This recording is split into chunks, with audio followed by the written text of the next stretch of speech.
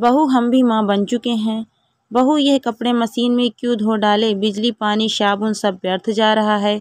माँ जी मुझे पाटले पर बैठते नहीं बन रहा था, सोचा आज मशीन लगा लूँ। वाह, अभी तो सिर्फ चौथा महीना ही चल रहा है, अभी से यह हाल है। बच्चा होने के बाद ना जाने क्या होगा। आज के बाद पूछे बगैर मशीन न लगाना, सास मंजू जी कहते हुए मंदिर निकल गईं। बहू अभी तक रोटी क्यों नहीं बनी, तुम्हारे बाबूजी इंतजार कर रहे हैं, रसोई में घुसते हुए बोली। हाँ माँ जी, वह रोटी की गंध से उबकाई आ रही थी। आप बैठो, अभी करती हूँ। देखो बहू, ये बहाने बहुत हुए, हमने भी बच्चे पैदा किए हैं, तुमने कोई अनोखा काम नहीं किया। जैसा चला आ रहा है वैसा ही सारा काम होना चाहिए। गुस्से से घी चुपड़ी रोटी लेकर बाहर चली गई। सोनिया की रुलाई फूट पड़ी।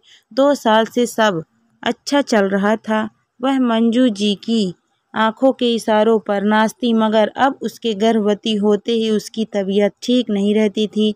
डॉक्टर ने भी उसे आराम करने के लिए कहा है, पर सासू माँ हमेशा उसे काम करने को कहती रहती, बोलती काम करने से शरीर चुस्त बनता है, बच्चा भी घूमता रहता है। इसीलिए झाड़ू पोंछा, बैठकर बर्तन धोना, खाना बनाना, हर काम वैसे ही चल रहे हैं जैसे पहले करती थी।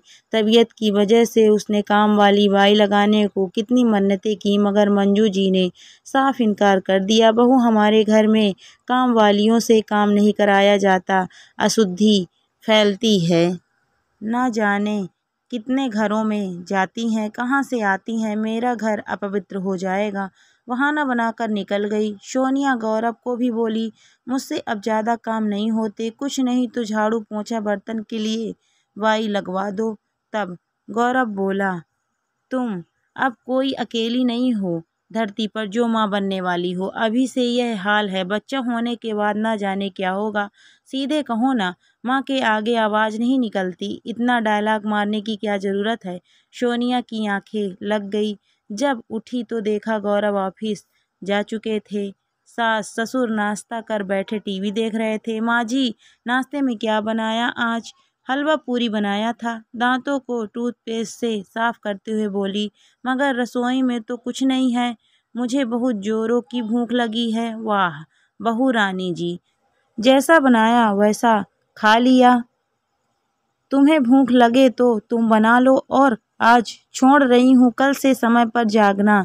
ये आलस, देर तक सोना मेरे घर में नहीं चलेगा, समझी।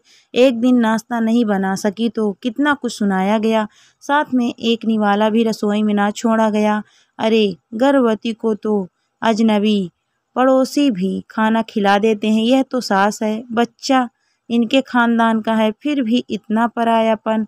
सोनिया को बहुत गुस्सा आया, मगर कहती भी किससे, उसकी माँ तो थी नहीं, भाई भाभी पूछते नहीं थे। मन करता यहाँ से चली जाए, पर जाए तो जाए कहाँ, यही सोचकर चुप हो जाती।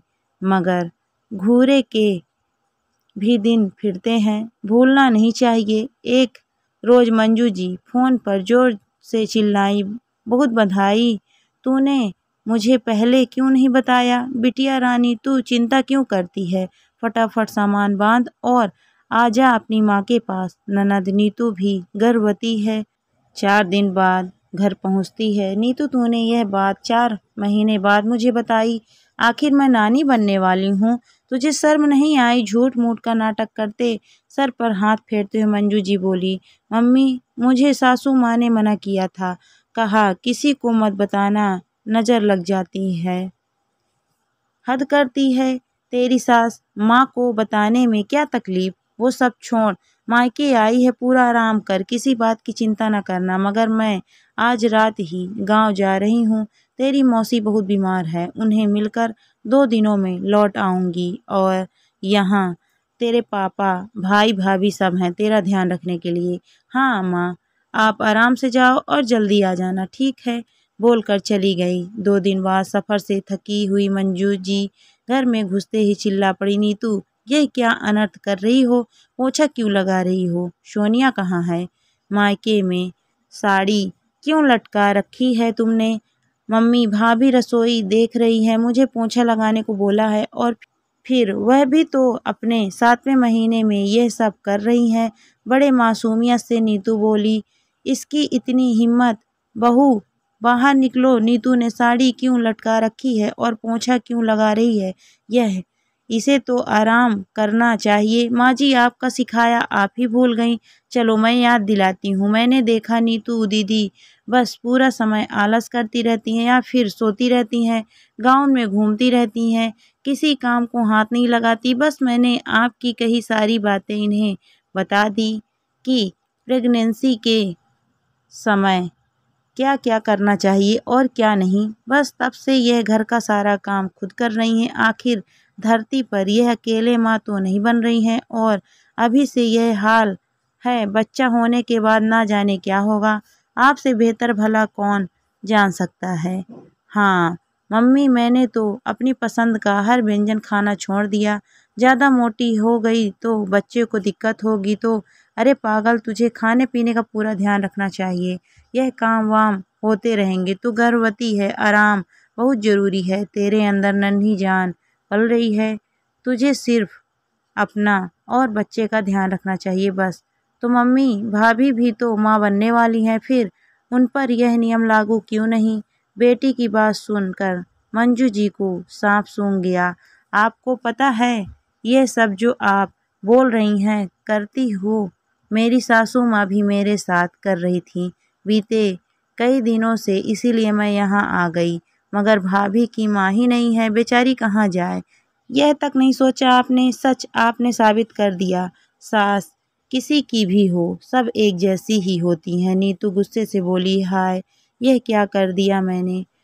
बहू मुझे माफ़ कर दे, मैंने तेरे साथ बहुत गलत किया। बेटी पर गुजरी तो पता चला कितना दर्द होता है। चाहे मेरी बहू हो या बेटी, किसी को भी परेशान होने की ज़रूरत नहीं है। मैं आज ही काम वाली बुलाती हूँ और रसोई मैं संभाल लूँगी और तुम दोनों के खाने पीने का ध्यान खुद मैं रखूँगी। देखो सच में अभी भी भेदभाव ही कर रही थी।